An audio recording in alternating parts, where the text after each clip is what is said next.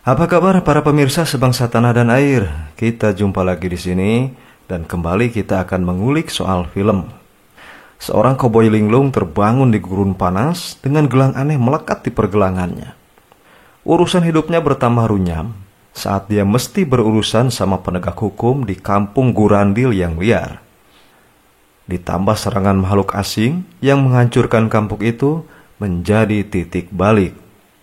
Dari situlah satu persatu lembaran kisah hidupnya yang tragis terkuak, terbuka, terbongkar, menganga lebar dan mengalirkan luka infeksi karena kagak ada puskesmas dan mantri ujang di sana.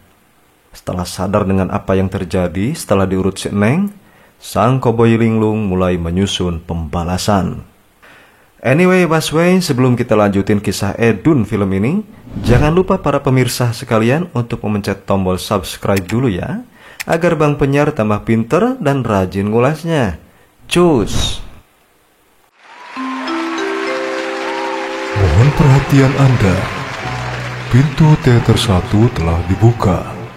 Para penonton yang telah memiliki karcis dipersilahkan memasuki ruangan teater. Bermula di padang pasir yang panas dan gersang, seorang pria terbangun dari pingsannya. Dia bingung, celingukan, kagak ngerti kenapa bisa ada di sana. Sendirian lagi, gak ada tetangga dan saudara, apalagi janda dan pedagang kaki lima. Kita sebut saja doi si Boy, karena dia seorang koboi. Dia terluka, dan tangannya pakai gelang aneh, entah dari tembaga atau plastik mainan Cina, gak tahu dah. Petunjuk di sekitarnya hanya selembar foto seorang gadis atau janda, nggak tahu juga. Gelang di tangan doi kagak bisa dilepas. Si Boy ditemukan sekelompok begajulan, dan doi langsung dibully, diintimidasi. Tapi tak disangka ternyata si Boy doyan berantem, dan doi langsung aja nyikat begajulan ini sampai insaf di kuburan. Habis itu dengan muka lempeng, si Boy melorotin celana, baju, kecuali kolor kali ya, sepatu sampai ke duit recehan mereka, diembat sama dia. Dia pun tiba di suatu kampung gurun. Doi yang masih bengang-bengong, main masuk aja ke rumah orang. Dianggapnya rumah sendiri kali sama dia, dan pakai acara cuci muka segala. Tapi pas doi mengoprek lukanya, tiba-tiba saja tuan rumah menodongnya pakai bedil. Dan setelah ditanya-tanyain, suasana agak mencair lah. Yang punya rumah pun akhirnya mau ngejahitin luka si Boy. Tepat persis ketika si bapak beres ngobatin lukanya, sebutir pelor nembus kaca jendelanya. Dan ternyata itu ulah preman kampung koboi dusun, kita sebut saja si Joni, yang suka gatel kalau udah bawa pistol. Dia pengennya nembakin segala macam. Ditambah dia habis nenggak sebotol miras cap tikus. Dia gak terima sewaktu ditegur warga, dan malah ngerjainnya habis-habisan. Sampai kemudian dia berhadapan dengan si Boy dan berlaga jagoan. Dan gak pakai lama titit Joni disapa manja sama dengkulnya Boy. Langsung oleng dah dia. Joni yang belum kapok juga bikin aksi sembarangan, dan bikin hoax sama sheriff yang datang ke TKP. Tapi kagak mempan, dan dia akhirnya dibui. Sementara itu di tempat lain, 3 penggembala yang lagi sibuk menjalankan bisnis propertinya, yaitu ngangon sapi, saat salah seorang darinya pergi ke sungai mau ngelepasin ikan piranha, mendadak tiba-tiba dalam sekejap semua sapinya beserta 2 sohibnya jadi kebab kering.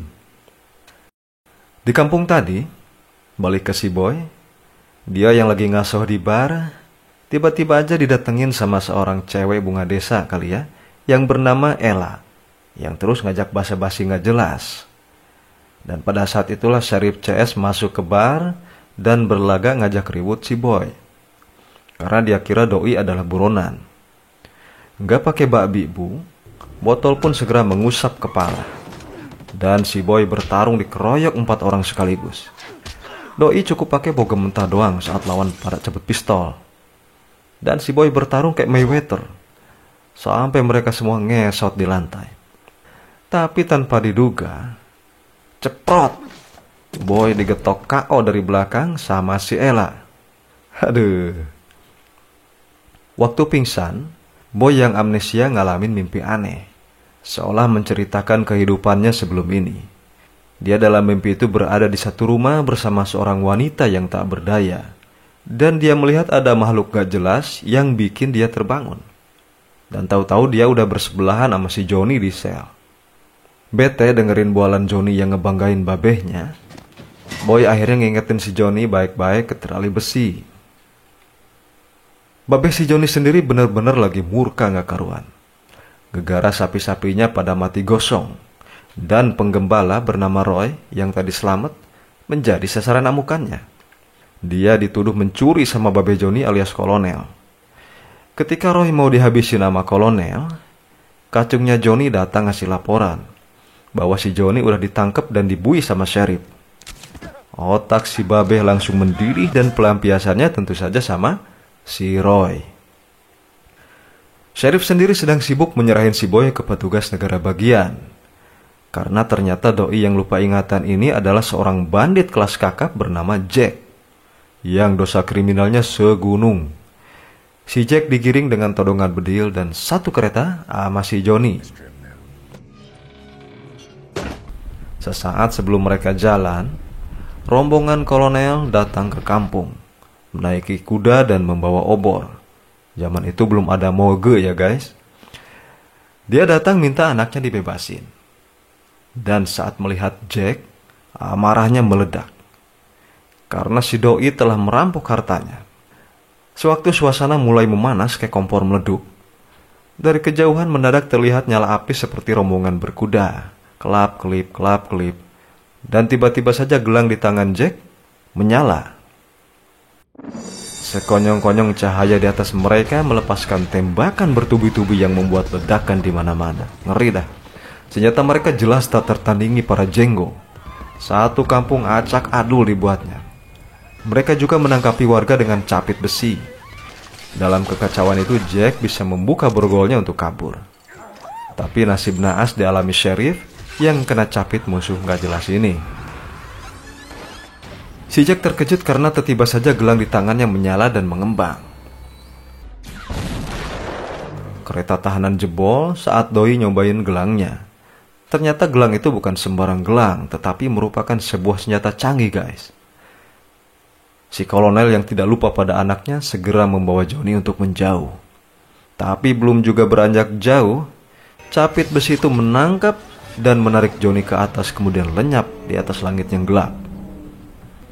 Gatel pengen nyikat penyerang, Jack segera membidikkan gelangnya ke pesawat cahaya. Ceprot! Kena satu dan langsung mencium tanah. Jack dan kolonel dengan hati-hati mendekati pesawat asing tersebut. Sebelum mereka mencapai pesawat itu, tiba-tiba dari sebelahnya, jeritan melengking mendadak terdengar. Bayangan besar dan letusan tembakan serta cipratan darah mereka saksikan sendiri. Dan setelahnya, serangan itu berhenti. Keesokan harinya, Kolonel CS langsung bergerak mengikuti arah datangnya pesawat asing semalam. Dia berharap bisa melacak dan menemukan si Johnny anaknya yang diculik. Sedang Jack yang sudah berangkat lebih dulu mendatangi rumah yang dia lihat dalam mimpinya. Di sana, dia menemukan kepingan-kepingan memori menyatu di kepalanya. Dia mulai mengingat gerangan apa yang terjadi. Wanita dalam mimpi itu adalah istrinya sendiri. Dan awal petaka yang dialaminya pun tergambar jelas. Bagaimana istrinya menghilang dengan tragis di depan matanya. Jack yang sudah bergabung dengan Kolonel CS menemukan sebuah perahu besar yang hancur terbalik. Tapi bukan di sungai, melainkan di tengah padang savana yang luas. Mereka pun terpaksa berteduh di sana dari guyuran hujan lebat. Menjelang tengah malam, gelang sakti Jack mendadak menyala. Itu pertanda bahwa makhluk asing berada tak jauh darinya. Doi pun langsung saja waspada. Dan di ruang sebelah, Kolonel CS yang masih asik ngedengerin curhat anggotanya, seketika pada terbelalak dengan apa yang dilihatnya. Makhluk itu berdiri tepat di depan mereka dan langsung ngamuk sengamuk-ngamuknya. Mereka gentayangan di sana, kayak mencari sesuatu. Dan Tom, cucu si Sheriff yang nebeng rombongan kolonel, tanpa diduga harus berhadapan sama ini makhluk. Dia menggigil dan ngucur basah di celananya. Cir! Apalagi pas makhluk ini nyemburin jigong baunya ke muka Tom. Untungnya Jack segera datang ke TKP dan nembakin itu makhluk sampai dia ngacir menghilang. Sayangnya beberapa anggota rombongan tewas terbunuh. Kemudian siang harinya mereka melanjutkan upaya pencarian, menyusuri padang savana yang terbentang luas. Sampai si Indian, anak buah kolonel, menemukan jejak kaki dan bercak aneh yang menuju ke sebuah tebing. Maka Jack dan Kolonel CS segera memacu kudanya ke arah sana. Tak disangka, kedatangan mereka malah disambut dengan dar-der-dor berondongan pelor. Dan ternyata yang nyerang mereka adalah anak buah si Jack. Asem tenan iki. Jack pun menyapa hangat dengan sedikit jab ke mulut anak buahnya. Mayan dah, satu gigi copot. Tapi ternyata anak buah Jack yang lain telah membangkang padanya. Mereka tak mau ngikutin rencana doi dan tetap kekeh ngikutin tradisi koboi edan untuk merampok emas. Pertemuan itu berakhir dengan Jack and Friends ditodong beceng ke kepalanya masing-masing. Dan doi pun dihajar sampai guling-guling dan keluar kecap dari hidung. Di saat genting itulah, gelang sakti Jack kembali mendadak aktif. Langsung aja doi ngelobangin anak buahnya yang atah adol. Dan keadaan sekarang berbalik. Jack CS menguasai keadaan. Dan langsung saja doi cabut dari TKP kembali ke tujuan semula. Dari balik bukit di kejauhan, sekumpulan pesawat alien nongol dan langsung menghujani Jack CS dengan tembakan boom boom boom. Tidak lupa capit mereka lapar nangkepin para koboi kriminal. Termasuk si Jack mau dicapit juga. Tapi dia lihai ngeles dan balik ngeboom alien. Sayangnya, Ella malah berhasil dicomot sama alien guys. Jack yang ngamuk ngejar pesawat alien yang berasap ditembak sama doi tadi. Sampai tiba di ngarai yang sempit, Jack segera ngambil kuda-kuda di atas kuda yang lagi kuda-kudaan. Dan hap, doi lompat dan hinggap di pesawat alien yang nyulik Ella dengan Shanti. Sewaktu di atas sungai, Jack memutuskan untuk nembak jatuh pesawat agar dia dan Ella bisa lepas nyemplung ke sungai. Jack dan Ella pada senang bisa bebas, tapi nggak pakai lama. Alien burik nongol juga dari dasar kali dan langsung nampol Ella sampai nyungsep. Jack segera membawa Ella menjauh dari sungai. Dan mereka ketemu lagi sama Kolonel CS yang segera membantu. Tapi Ella udah keburu lewat, nggak bisa ketolong. Di saat kesedihan sedang melanda, mereka dikepung pula oleh sekelompok Indian. Dan tahu-tahu udah malam aja. Para Indian lagi pada goyang itik sambil ngebakar mayat Ella, bukan mengebakar jagung ya guys. Ketua sukunya juga menuduh Kolonel CS membawa monster ke tanah mereka. Selagi ramai pada wak-wek-wok, tiba saja mayat Ella yang dibakar meleduk. Dan simsalabim jadi apa? Prok-prok-prok. Ella ternyata hidup lagi coy. Kemudian mereka pun ngadain semacam talk show. Disitulah Ella nyeritain rahasia bahwa dia sebenarnya bukan berasal dari bumi. Widih, juga ngebocorin segala hal soal alien yang lagi dihadepin. Jack yang amnesia menjalani terapi ala Indian agar ingatannya pulih. Dia pun mengingat jelas bagaimana sang istri diacak-acak tubuhnya oleh alien yang gak manusiawi. Lah emang mereka bukan manusia toh? Mereka berdua sama-sama tak berdaya dan berada di meja bedah pesawat asing. Ketika tiba giliran Jack mau dioprek tubuhnya, doi nggak tinggal diam. Refleks ngegampar muka alien dan secara nggak sengaja, gelang sakti itu terpasang di tangannya. Sekarang, Jack telah ingat semuanya, nggak ada yang kelewat. Berbekal pengalamannya lolos dari sarang alien, Jack memandu Kolonel CS ke tempat di mana dia dulu diculik. Karena di sana jugalah terletak markas besar dan pusat komando alien pengepul emas ini. Dengan mengendap-endap kayak maling sendal, Mereka bergerak mendekati TKP. Dan di hadapan mereka terlihatlah bangunan aneh mirip kayak cerobong asap yang besar. Ternyata di sanalah para alien ini menambang emas. Entah mau dibuat apa. Mungkin buat kalung, gelang, cincin atau gigi palsu. Atau dijual ke Antam, entahlah. Ella, yang ternyata alien versi Baheno, memberikan penjelasan tentang sifat dan segala hal tentang alien ini, yang sekarang sedang dalam incaran para koboi jenggo. Ella rupanya adalah musuh bebuyutan para alien tukang emas ini. Boleh jadi, dulu gigi emas palsunya Ella dicopot paksa sama mereka. Lagi asik ngintip, beberapa pesawat alien datang dan hinggap di jendela. Giginya tinggal 2. Kolonel CS terkejut, tapi Jack segera ngasih tahu jalan pintas buat masuk ke dalam sarang penyamun ini. Tapi anggota kelompok merasa ragu mereka bakalan bisa memasukinya. Lagi begitu, ujuk-ujuk si kepala suku pengen nyobain teropongnya kolonel. Mau dipakai ngintip katanya.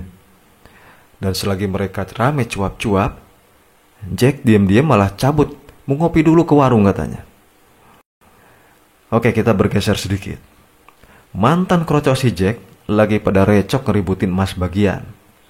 Sehingga pecah kongsilah mereka. Sedetik menjelang pecah tawuran pakai pelor, Jack nongol di situ. Doi yang udah kenyang ngopi, langsung aja cerita ngalor ngidul agar mantan kroconya kagak jadi berantem. Tak lupa dilintingnya tembakau manis tingwe cap daun, agar obrolannya makin sedap.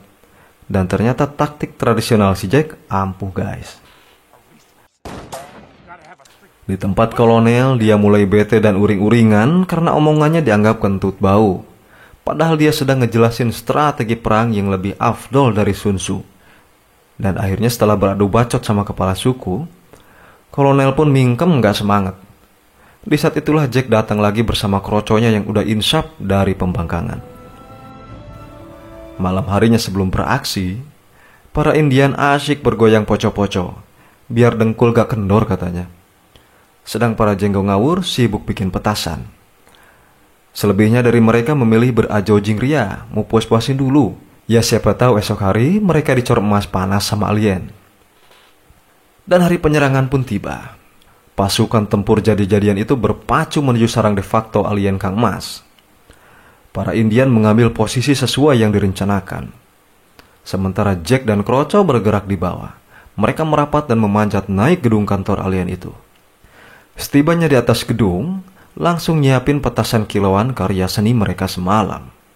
Tapi apes, waktu sumbu mau dibakar, si Opung malah ngejatuhin korek apinya. Beruntung aja dia lagi ngudut, jadi ada gantinya. Dalam sekejap, Jack ngelemparin petasan lokal itu ke dalam kantor alien. Api dan asap muncul dari atas. Dan gak pakai lama, pasukan khusus anti-teror alien segera menghujani mereka dengan ledakan, sembari melesat turun dan mengejar Jack and the Kroco. Doi sengaja membawa para alien ke titik penyergapan. Tapi rencana gak semulus paha ayam. Tim koboi malah diserang duluan sama alien. Kacau pokoknya. Jack dan Ella ngambil kesempatan untuk masuk ke sarang musuh lewat goa. Ternyata, di dalam itu terdapat aktivitas penambangan emas ilegal alias gak berizin. Aksi tawuran di luar seru banget. Jelas para koboi liar bukan lawan sepadan. Pelor dan panah cuma bikin geli-geli manja alien doang. Saat si kolonel hampir diapa-apain sama alien, mendadak si dokter yang gak becus nembak menjadi sniper. Kepala alien bolong di bedilnya dan koit seketika. Dengan sisa kekuatan yang ada, kolonel dan kepala suku mengejar dan memburu alien. Mereka kini udah tahu kelemahannya. Bahkan digetok pakai centong sayur pun bisa KO. Di dalam, Jack dan Ella yang mencari keberadaan korban penculikan akhirnya berhasil menemukan mereka di sebuah ruangan khusus. Orang-orang itu dihipnotis oleh sebuah bohlam cahaya dari atas. Bahkan Jack pun malah kena. Untung aja Ella dengan cepat mecahin bohlam tersebut dan Jack pun langsung tersadar. Keberadaan mereka berdua segera terdeteksi sama alien yang langsung menghampirinya. Dan Jack menyambut ramah dengan susu panas. Kawan-kawan alien tadi juga pada berhamburan. Semuanya pengen nyobain susu panas ala-ala Jack. Kolonel dan kepala suku mulai kewalahan ngadepin alien yang kagak nyekolah ini. Mereka kini dihabisi satu-satu. Guguknya si Tom yang tadinya anteng, tiba-tiba sok tahu menggonggong. Akibatnya satu alien naik mencari mereka. Tom pun ngumpet di celah batu. Tapi ketahuan sama alien, dan dia mau diperlakukan gak senonoh, diraba-raba guys, jijik dah. Secara spontan Tom menusukin pisau yang selalu dibawanya. Dan alien itu pun bobo manis. Jack yang berlarian menyusul Ella mendapatinya lagi mantengin sarang alien. Ternyata doi penasaran banget pengen ngeratain sarang tersebut. Dan buat ngejalanin rencananya itu, dia minjem gelang saktinya Jack. Setelah bisa sampai di pintunya, Ella mengejutkan Jack dengan masuk sendirian ke dalamnya. Untuk tawuran sendiri, kolonel dan kepala suku mulai bisa menguasai keadaan pertempuran. Dan para korban penculikan semuanya telah berhasil keluar dengan selamat. Tapi saat tahu Jack dan Ella tak ada di sana, kolonel segera berubah pikiran. Jack yang masih jalan-jalan di dalam malah menemukan ruangan di mana dia dan istrinya dulu dioprek. Doi yang termenung disergap tiba-tiba oleh alien dan memasangnya di meja bedah. Ternyata si alien ini yang dulu pernah digampar Jack. Wow, dan dia dendam dong, merasa kesel. Saat Jack mau dibelah kepalanya, kolonel datang menyeram pelor ke kepala alien, dan Jack membantunya dari belakang. Hingga si alien Kang Mas itu akhirnya mati berkilau oleh coran emas cair. Di dalam sarang sendiri, Ella masih mencari titik kelemahannya. Dan rupanya, cerobong asap itu adalah pesawat luar angkasa, bukan hanya sarang biasa. Para alien yang keok akhirnya memilih untuk ngibrit secepatnya dari sana. Pesawat alien yang keren ini pasti membuat NASA menangis, guys. Ella juga akhirnya sukses menemukan pusat sarang pesawat itu, di mana di sana penuh dengan penumpang alien. Dan dengan sikap cantik, Ella meremanja dan akhirnya, boom, kembang api raksasa tercipta di langit. Dengan demikian habislah semua alien Kang Mas. Dan para koboi liar pun memenangkan pertempuran. Semua bergembira bertemu kembali satu sama lain. Kecuali si Jack. Kampung Jenggo pun sekarang akhirnya berubah secara total. Para koboi gelo udah pada insaf semua. Kampung itu sekarang menjadi penuh dengan sukacita dan bahagia.